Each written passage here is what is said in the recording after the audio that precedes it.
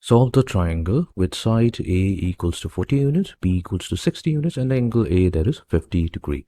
Okay, let us begin. So here what we'll do, first we are going to construct a triangle ABC. Once we have the triangle, we also need to name the side. We'll start by considering the side that is opposite to angle A, which is BC here. That will be denoted by the letter A in lowercase. This has got a measure of 40 units. Then the side opposite to angle B, which is AC, will be denoted by the letter B in lowercase, and it has got a measure of 60 units.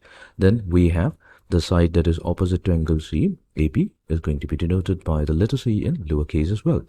Now, it's also given here that angle A measure is 50 degree. Now clearly we see that angle A is opposite to that of the side BC. So here in this problem, we have two sides that are given to us. We have the side A and the side B, and one of the angle which is opposite to any one of the given side that is given to us.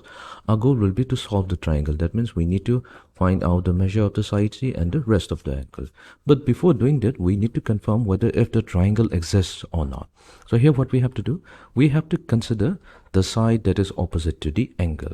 So that is the side with measure A. So A has got a measure of 40 units. Then we're going to consider the side that is adjacent to the angle. So that is the side B, and we're going to take its product with sine of the angle that is adjacent to it, which is 50 degree in our case here. So we have B times sine 50 degree. Let's compute this value. B given here as 60 units. We have 60 times sine of angle 50 degree. We're going to plug this value into a calculator, and that should give us approximately 45.96. Now, as we can see here, that the measure of the side A of the triangle, this is less than B times sine of angle A. Now, whenever this criterion is met, this means that there is no triangle that exists. There will be no solution. So we'll say that there is